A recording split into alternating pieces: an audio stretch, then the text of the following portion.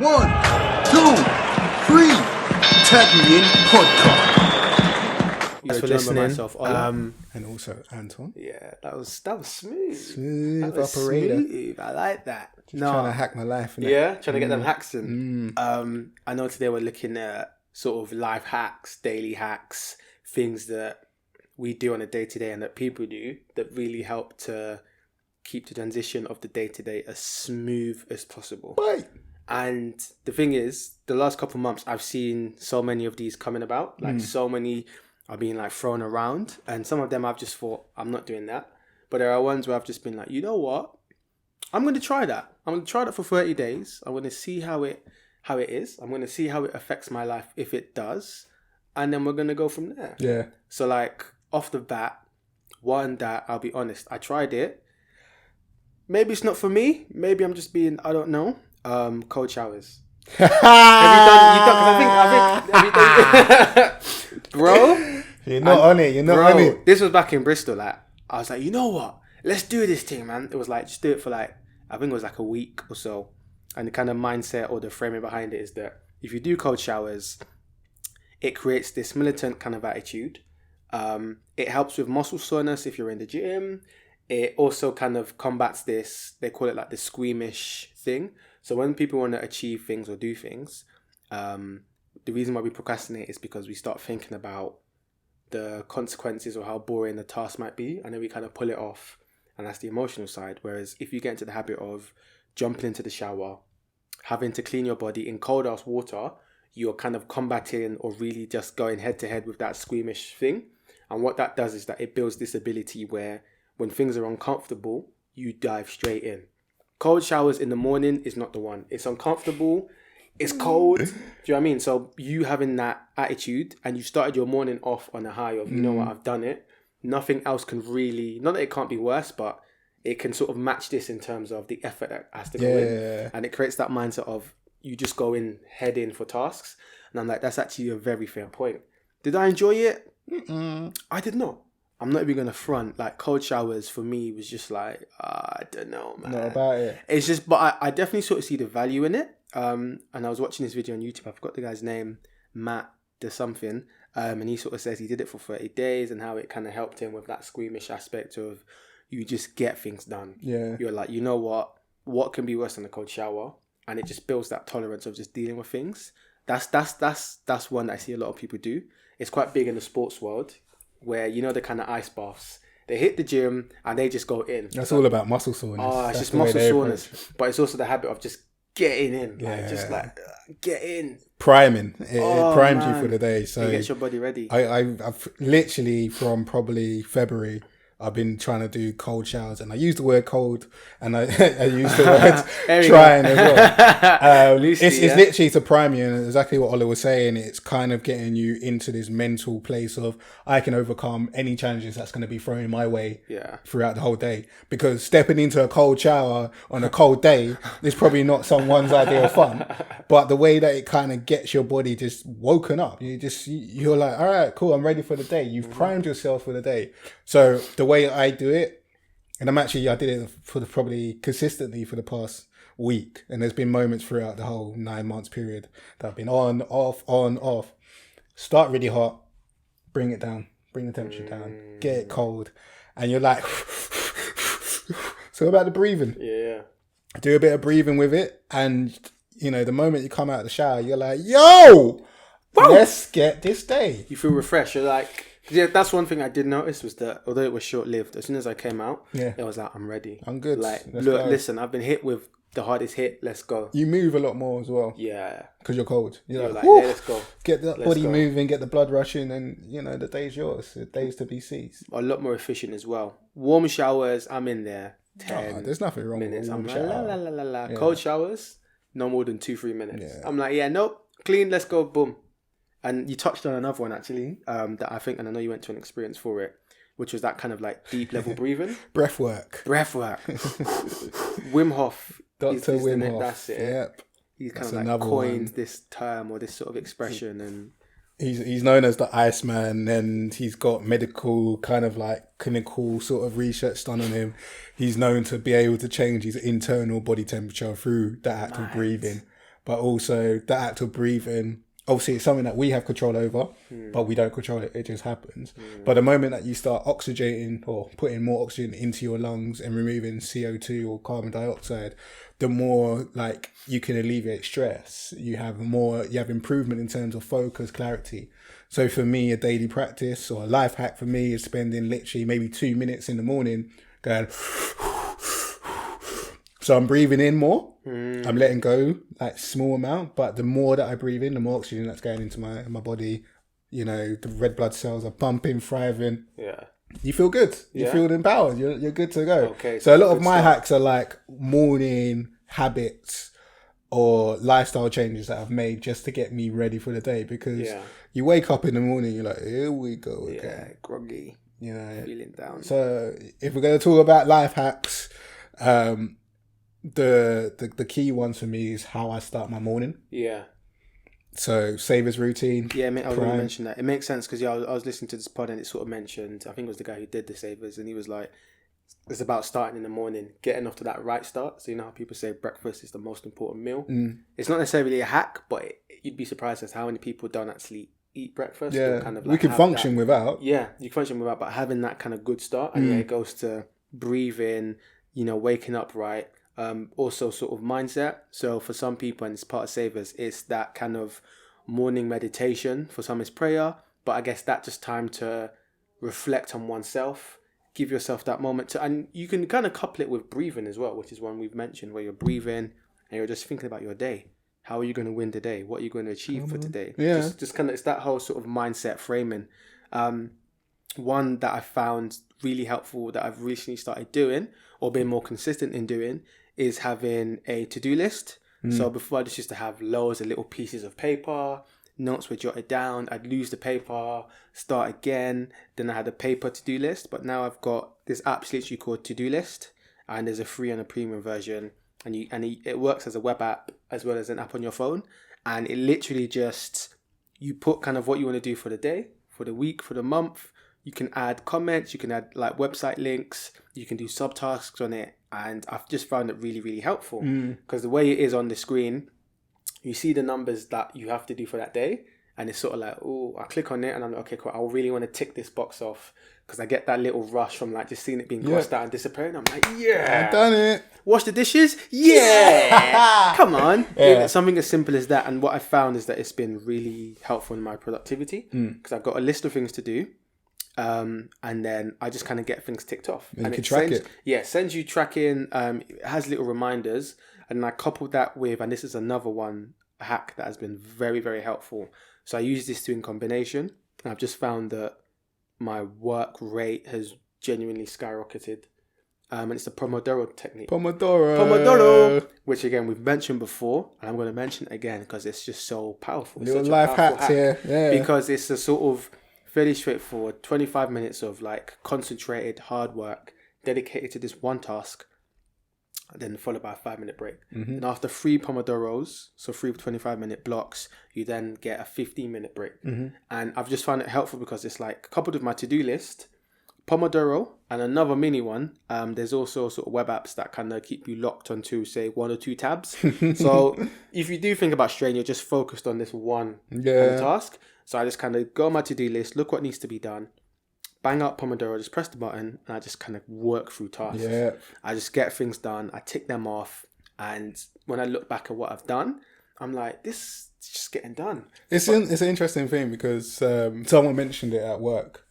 And he was like, yeah, I was watching some TV show and it talks about like, working on one thing at one time, avoiding distraction and then taking a break and walking from your desk. So I was like, yeah, that's called Pomodoro. Yeah. And in essence, the way that we live, we've got so many distractions that kind of occupy our minds. And sometimes you just have to block that out. Yeah. And you do that within your Pomodoro. So it can be 25 minutes. Mine's been adjusted to, I think, 30 minutes. Okay, nice. And then for every, Pomodoro block, I do 30 minutes worth of work and then I have a 10-minute break. Nice. And then, as I was saying, after my one's after the third one, it's 20 minutes. Okay, nice. And my target is to do 7 Pomodoros.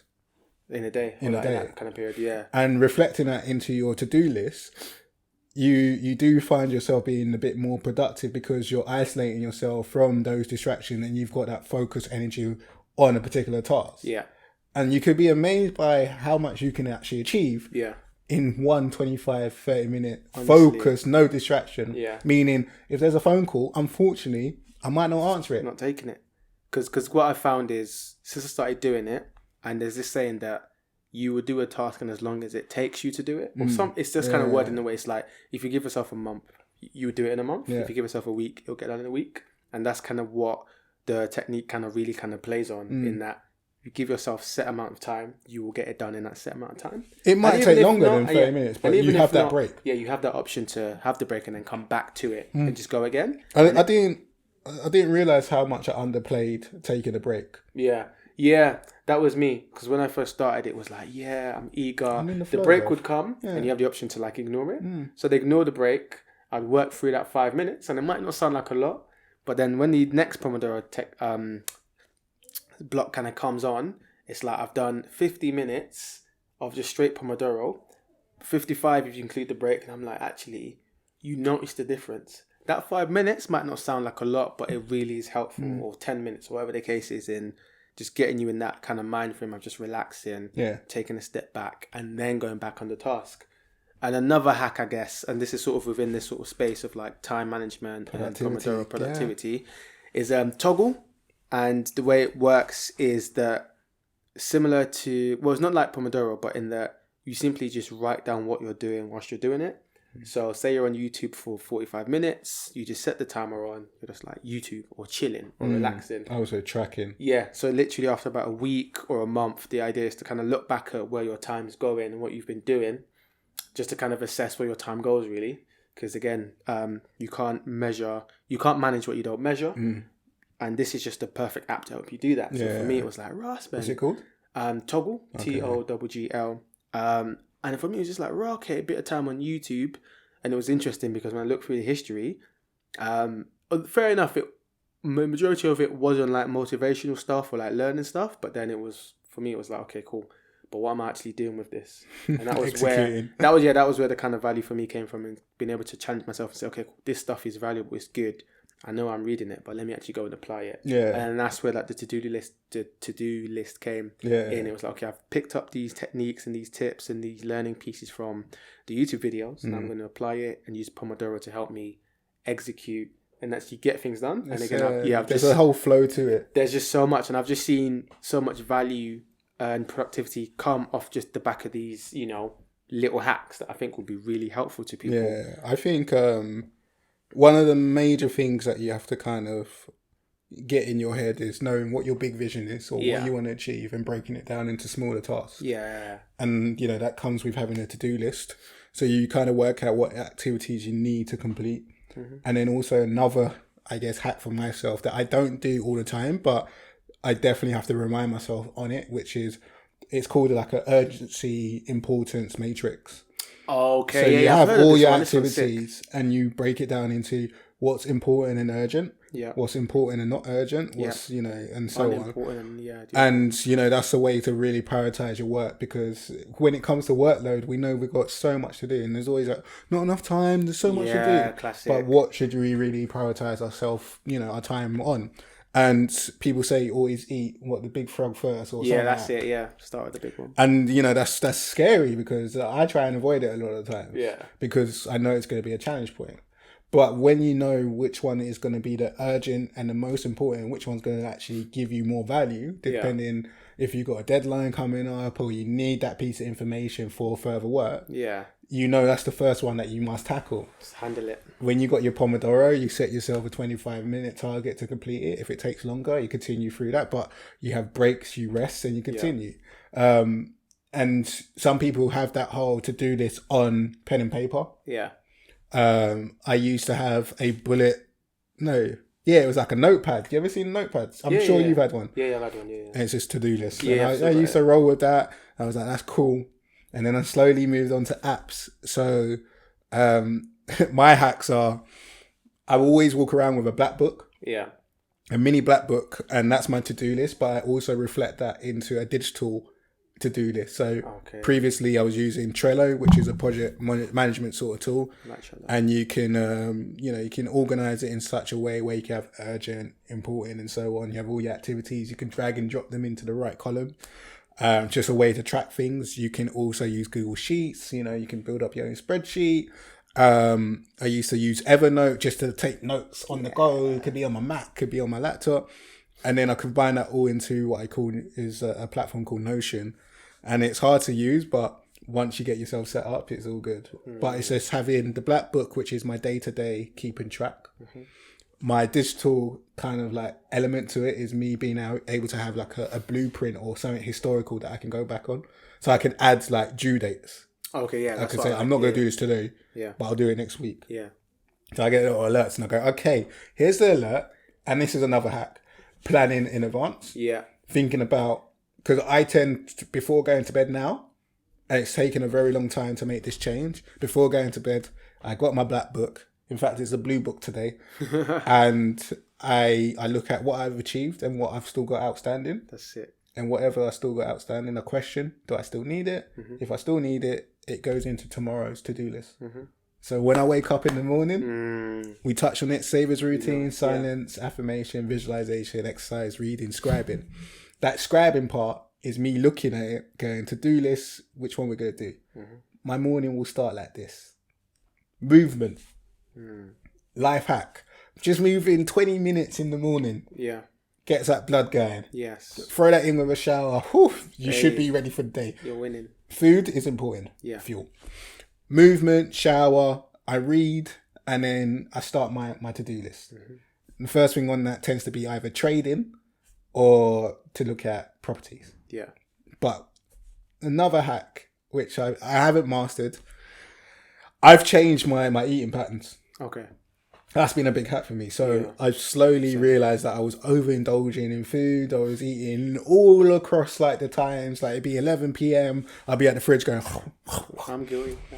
And then I realised, I was like, hold on, I don't actually need to eat all the time. It's just because it's convenient. So I do a 13-hour fast every single day. So I try and eat along with like sunrise, sunset.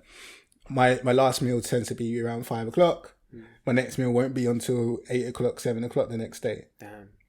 But it's like, what do you put in your body throughout that day? And that's the hard bit. I haven't mastered that. I haven't got a hat for that one. But the one thing I'm trying is to eat big meals for breakfast.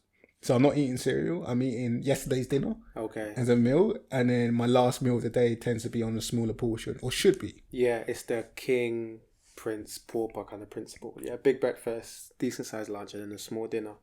And I'm glad you mentioned that because you're on that point of body and kind of health. Exercise is extremely important. One thing I've kind of found quite helpful is if you're not big on gym, you can't be bothered, fair enough. One thing that helps is just getting your steps in.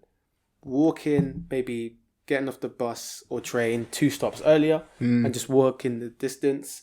Monday to Friday, let alone weekends, can make a big difference to your health. And people don't think about it. But when you spend 6 to 8 hours, sat down at a desk, if you do have a desk job, over time, that kind of plays a part. It has its damages, but counteracting that with just doing a few steps a day are really helpful. And I've just found getting one of these kind of like Fitbit step watches really helps because now I can track it. Because again, a common thing in a lot of what we're saying is just being able to track things that we're doing so you can manage it and understand how you're doing.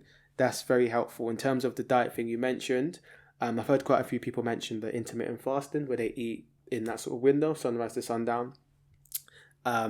What I've found helpful with just kind of staying on track with my diet and just not kind of eating chocolates or whatever, aside from Christmas, of course, is just kind of doing meal prepping. Yeah. So I found Sunday, and it's just about having that non-negotiable time. So Sunday morning, afternoon, whatever it is, whatever day works for you, setting aside an hour to an hour and a half, maybe 2 hours to just meal prep, breakfast, lunch and dinner for the entire week. Yeah. And I used to just do it for a couple of days, but I've just found that doing it for the entire week, Monday to Sunday, has just been really sort of helpful. I've cut back on sort of breakfast and I might just have a bit of water or a tea. So I usually just do 14 containers, but that's lunch and dinner, Monday to Sunday. I put most of it in the fridge. I put the last few days in the freezer. And then that just means that it takes away the thought process out of that. Because one thing I've also learned, and this was from Tim Ferriss, is sort of like your brain power and willpower and energy. And that the less, because we're creatures of habit, we just sometimes do things without even thinking about it. And the more you put into place healthy habits, the easier it becomes. To put those healthy habits into place, it feels like meal prepping, thinking ahead before you do things. And what that creates, or what happens there, is that you're spending less brain energy and willpower on mundane things that are always going to happen. Then you have more brain power and energy to do on the creative things, to focus on your work, building your business, contributing more to work, giving more to family and friends. And there's that kind of aspect to it. So by kind of taking out that decision of, what am I going to have for dinner? Dinner's ready. Just get it out the fridge. I think that's a good one. Warm it up. Yeah. I haven't gotten to that level of meal prep. Yeah. But I can definitely say it's a life hack in the sense of being prepared. Yeah. And also dedicating a particular time, whether it be 3 hours, 4 hours, even less, to your week. And it also saves money. Yeah. Because again, before it would be, okay, what am I going to have for dinner? I'll stop by Tesco. Yeah. Whereas now, nope, that doesn't need to happen. So that has had that knock-on effect in a positive sense of there's been savings in money as well, or just preventing random trips. Because this is a sort of generic hack, and I'm sure people have heard it before, but it's that when you go shopping, never go shopping on like an empty stomach. Yeah. And there's also one of when you go clothes shopping, to dress well, or to dress to like almost your high standard, because then that also reflects when you buy as well. And it does make sense when you go, food shopping on a full stomach, you're less likely to buy junk and chocolates. And let me nibble on this. Let me just have this on the way back. You're preparing for the week ahead. So these little things just come into play and do save you money. Yeah. And it's crazy how food hacks affect the finances, and waking up and the shower hacks affect your ability to deliver and challenge and do different things. And you can kind of see an interlink between different aspects of your life in your day-to-day. Yeah, it's just taking a bit more control over it. It's powerful. In terms of financial, I think one of the basic hacks for me is, and I think I had this from when I was back in uni, knowing my outgoings and knowing how much I can save. Yeah. So keeping my minimum, or keeping my spending to a set figure. Yeah. And don't allow myself to kind of go over that. And instantly, every single time that I get paid, there's a direct debit set up for the next day, or even on that day. Powerful. To take that money and just make it disappear and go into savings. Do what it needs to do. I love that one. I'm so glad you mentioned it, because I think that one for me was a big revelation. In that, again, it just goes to that point of when you take away the decision of on payday, how much will I save? When you take that away with a direct debit, the job is done. You're just left with this much, and that's it. So, because what I find now is that I've got those direct debits, and I have one into my Monzo, which is my enjoyment card or my daily spending. That's what I need to worry about. I don't need to check the other account. Everything else has been patterned. I'll obviously check it to make sure everything's gone through. Yeah. But I've got that Monzo. And another kind of finance hack is with my day-to-day spending on Monzo and a lot of different kind of accounts as well. So there are platforms such as Plum. There's Monzo, there's Moneybox. There are other different platforms that offer this as well, where say you go to the shop and spend £8.50, it might then sweep up 50 pence or £1.50. It rounds up that amount to like a clean figure, and you can determine what that is, and just kind of puts that away into like a savings account that you can't see. And again, out of sight, out of mind. You're saving money on the side without even thinking about it. You're literally spending, and when you spend, you're saving, and that's a powerful tool, because then you just kind of build up this mini pot on the side, which can act as your rainy day fund, or just good to have money there. I feel that getting a grip of your finances is probably an ultimate hack, because I don't know about you, but I've got a financial statement planner. Yeah. So in that, it has literally my outgoings and my ingoings. Okay, yeah. So it will have everything broken down into the fact of utility, spending, bills, everything like that. And it's important to know that, because things will change. So as soon as you increase your Sky bill by £30, you need to reflect that in your statement. And you see how it affects your kind of like leftover aspect as well, isn't it? Yeah, your disposable. So you can get to see, because also within the whole statement, you also put down your savings on that particular time that you've done it. So you know what your net worth is at a set period of time, which is great. because when you're going for mortgages, you know how much you got. Yeah, you know what you're worth. So that is important, but also there's apps like you've mentioned. There's also Yolt, which gives you a whole kind of, if you got 5 different bank accounts with Tesco's, American Express, NatWest, all of them. That's me. You can have one snapshot. You can have one app that brings them all together, and you can see how much money you actually have at a particular point in time. Powerful. Yeah. That app used to annoy me sometimes because I could get like 3 of the accounts and then 1 or 2 would come up. Yeah, it's got better over time. It's just, I need to get back to it. Yeah, so I'm a big fan of it. So when I get paid, I check it because my Santander is what I get paid into, so my income, and then my Halifax is my savings account. Yeah. So I want to be able to pick up my phone and be like, has the 1st of December or January come? Has that money moved across? Oh, yes, it has. You just check it from one place as opposed to having to move there, check that one, open that account. Yeah, it's just one-stop shop. So, that's another hack. I like that one. No, I'm glad you mentioned that point. I do it separately, but I do the... So I've got an actual app that kind of helps me look at income and outgoings, and you can sort of see each month, but then I keep the net worth one as a separate spreadsheet. I've only recently started doing that, but I know it's important to look at net worth and how that changes over like the months and years as well. So kind of tracking that as well. It's a good stress test to know. So for me, sharing, put in for voluntary redundancy, and the first question is, how much money do I have outgoing every single month? Having those sort of things like to hand makes life a lot comfortable because you're not worrying about the numbers because the numbers are already there. You know it. And when you've broken it down, you know, so for me, I've done it in such a way of worst case scenario, if I want to cancel, let's call it, I don't know, Sky Bill. Yeah. What sort of money would I be looking at to go out every single month? So you've got a bit of place, a stress test. You can see how long you can survive on X amount of money, worst case scenario. I'm trying to think about other life hacks that I do maybe throughout the day. One that helps me, this is sort of, obviously we spoke about, the morning finances. One that's sort of bedtime is, one is sort of journaling, 5-minute journal book. And the kind of basic concept around that is the kind of gratitude aspect. So looking at, it's morning and night. So in the morning, you kind of say, a few things that you're grateful for, what you're looking forward to. And again, this is around framing and mindset, putting you in that positive mindset, looking for good things in life. Because sometimes we go through our days just focused on the negative or our concerns. But if you put yourself in that mindset of positive energy, you're more likely to then see solutions as opposed to problems. And then at night time, I ask you, what was good about your day. So that's definitely one. Another one is for people who sometimes struggle to kind of get off their phones, their devices. Aside from just leaving it away from you, your bed, there's an app, I've forgotten what it's called, but the way it works is that after say 6-7 p.m, it switches the blue light, which essentially affects your brain in just tricking your brain into thinking it's still daytime, to sort of like a red hue light. And what that does is that it doesn't interrupt your body's kind of natural pattern to go to sleep. So obviously when the sun goes down, our bodies naturally tend to kind of, wind down and relax, and it's bedtime. And then the app just kind of helps to maintain that. So if you do need to be on your phone at 11 p.m. or midnight, seeing that natural blue light doesn't just keep you wide awake. The red hue keeps you in that kind of meditative sleep-like state. And it just doesn't affect, or the plan is that it doesn't affect your routine. So that's one thing that I found. But that's if you need it. I've just completely got into the habit of, I think it's 9:30 or 9. There's another thing that my phone does in that it just pretty much goes on, not literally, but almost on airplane mode.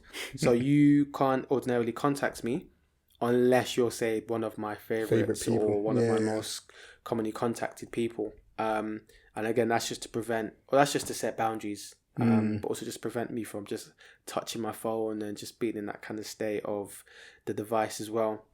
I agree with that one because, especially with the iPhone. So iPhone, you have do not disturb, which you can set to, tell people not to call me at a certain time. Yeah. So for me, 9 o'clock, switch off, or 9:30. If you're calling me, you're not going to get through unless you're a favourite person.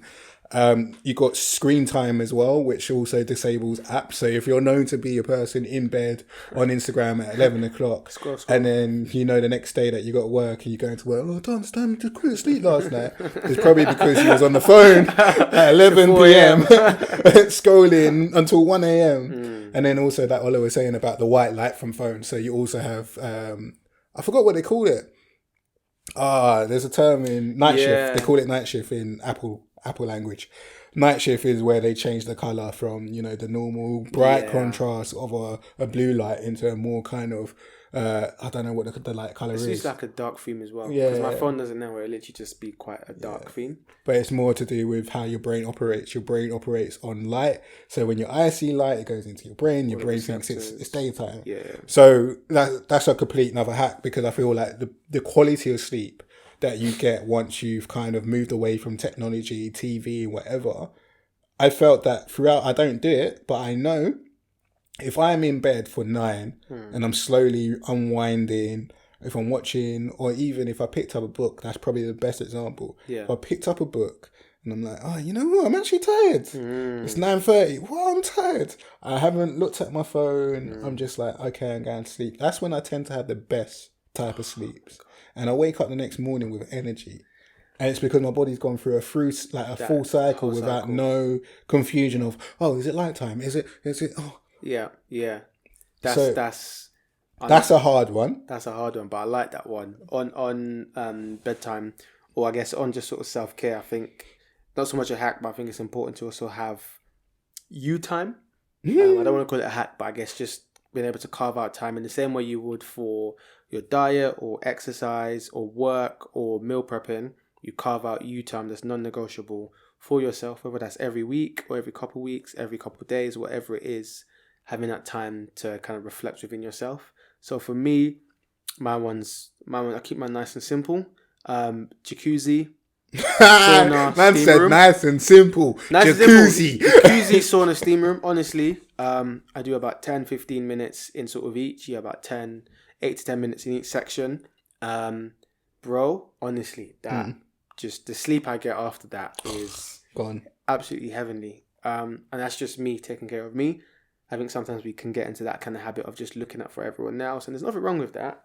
Giving to others of ourselves, but not giving to ourselves of ourselves, and just being able to kind of carve out time for myself. That's a hack for me. Again, it is obviously subjective. For some people, it's driving in their car. Others, it's just listening to music, going to cafes. Some, it is spending time with others because they feed from time with others, and just being able to recognize what your hack is in terms of self-care, self-love, and just being able to feed yourself. Yeah. I think it's very important. Very, very important. But yeah, man, I'm trying to think, are there daily hacks? Because that's what it's really about for me. It's what do I do on a daily basis that has enabled me to improve the quality of my life. Another one, I feel like we're heavily focused on apps, but I guess that just shows the value of apps, isn't it? Yeah. Is Blinkist, in that it literally gives you summaries of books that might take you a couple days or weeks to read. Maybe you're not a big fan of reading, or maybe you just want it. You're impatient. You just want it there and then. Give it to me now. Yeah. Blinkist basically breaks down a lot of the main components and points of a book down into a 15-20 minute audio version. And it also gives it to you in a written form as well. So you can kind of get the main principles around it. It's obviously not the same as reading the actual book. But again, if you're looking to just get the essence of that book, it's very valuable. So throughout the day, on lunch break, or when I'm kind of doing more mundane tasks, and I can be focused on it, I'll kind of pop that on, take, the main points of a book and just kind of really be able to apply that to my life. So I've just found certain books to be very helpful in that sense of I can listen to it, I can get the main points, and I can literally just start applying those principles from there and then. And I'm getting even more hacks from this one hack. Yeah. And you kind of get this beautiful cycle. And I'm just like, this is very valuable. I think it's like £65 for the year. Which isn't bad when you think of it on like a monthly basis. So that's been. They do also do free daily. Trial. No, they do free daily blinks, but you don't get to choose the book. Oh, they recommended, you mean? Yeah, so I don't. I pay for mine, so I don't know. But I know people approach it very differently, just listen to it when they can. Yeah. But that is a hack in itself where, especially, like this is a hack that I've learned recently, or not even recently, for the past probably year, is not just reading stuff for the sake of reading. Read because you need it. Yeah. So if there's something that you're struggling with, the beauty of Blinkist, if there's a book related to it, you can quickly go on Blinkist and you can gather the key information within 5 minutes. If that's not a hack, I don't know what is. Oh man, that's what I'm saying. That is the definition, epitome of a hack. So yeah, that's definitely a big one. I guess another hack, because we're going to throw into so many hacks today. Small talk, a quick hack is what I call the Ford method. It's known. So, you met someone for the first time, networking event. You can have a conversation on 4 separate elements. So you can either talk about family, occupation, recreation, so what they do for fun, and what their dreams. Obviously, you don't go straight in for the dreams, and sometimes family might be a difficult one. But if you're in a work setting and you're networking, you could be like, hey, so what do you do outside of work? Recreation. That could almost lead into what their dreams are. Yeah, I found doing the occupation, recreation, family, then dreams. I found that way, because like you said, when you meet someone, family, it's a bit like, ooh. I found it that way. But I've also found that the last one, the dreams, tends to get the most opens up out of people. Because obviously you've kind of built that rapport. You're talking, and when you talk about dreams, bro, I absolutely love seeing people light up. Like, you know what, if I wasn't here, I'm like, if you weren't doing this, what would you be doing outside of work? Or what I do on the side. You know what? Yeah, well, basically, I love to do it full time. I volunteer as like ambulance help, and I'd love to just retrain as like a physician. I'm like, I did not know this. Then. Because it really just opens up another door, and you see someone in like another line, and I'm like, it's an amazing hack. I guess another networking one is don't tackle big groups. That's just my own personal thing. Tackle like 1-2 people, and slowly the group will form around you, sort of thing. You make the group. I think I'm running out of hacks. No, that's, to be fair, that's a sizable chunk. There's an obvious one of obviously listening to Tag Me podcast. Like, obviously, come on, guys. Quick time hack. Put it on 1 time 5 speed, and then you're happy. But no, I think, to be fair, that's quite a good number of hacks to implement on a day-to-day. I know we're going to end this podcast and I'm going to be like, snap, this one. And everyone's going to come back. We'll stuff it in. If we get it, we will find a way to pull it in. But I think that's a good number for day-to-day, because it's just taking that. And I think one thing we'd love to kind of see and hear is people taking a few of these hacks, leaving a review on Apple Podcasts. Yeah, applying them maybe for like a week, couple of days, 2 weeks, maybe even a month, maybe even longer. And then just coming back, and like you said, just on Apple Podcasts, giving us those reviews, letting us know the effect it has had, whether or not it's improved it or not. It might not work for you. And again, I think it would be good for us to hear it either way, whether it has or it hasn't, and just letting us know how you've gotten on. And we'd love to hear that. Yeah, I think that's fair enough. Yeah. But as always, people, thanks for listening in. We can be found, Tag Me Podcast, on Twitter, Instagram, YouTube. We can be emailed at info@tagmepodcast.co.uk. And as always, keep it locked.